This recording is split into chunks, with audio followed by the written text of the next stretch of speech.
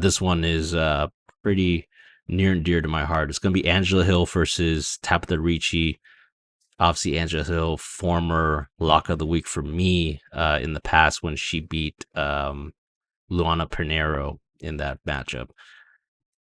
Let's look at the odds for this. So Angela Hill right now plus 130 opened up, and now she's a minus 112. All right, look, I'm gonna go with my girl Angela Hill.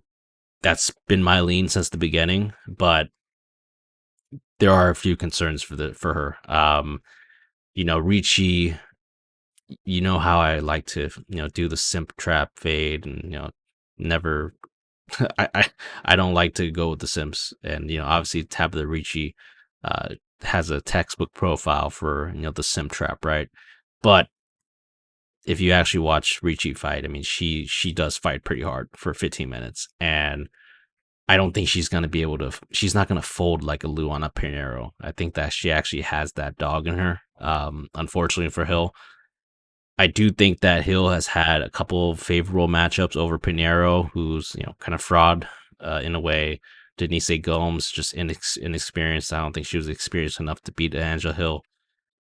I do think that Hill will be the better striker in this matchup, but Ricci is a better fighter than both those women that Angela Hill beat, skill for skill. I mean, Angela Hill used a lot of grappling and takedowns to beat Denise Gomes. She ended up subbing Luana Pinheiro. I don't see that happening because Ricci's actually a pretty good grappler. And she's has some good judo throw. Like, she's a good grappler. So I think she's a better grappler than Hill. So I think that Hill is pretty straightforward. She's going to try to just do what she did to Lupi Godinez. Lupi obviously, I think, struck for more of that than that fight. She didn't really shoot for takedowns, but she's just going to try to keep it up with her takedown defense for Hill. And she's going to just try to stay outside and kind of stick and poke, right? And Ricci's obviously going to come forward, try to initiate the grappling, and just try to be aggressive and try to bully Hill for 15 minutes. So yeah, I think it's going to be a close fight. It's definitely going to go to decision. I don't see a finish happening here. So that will be my concern, is that Hill's not going to be able to use her grappling and takedowns like she did in her last two fights.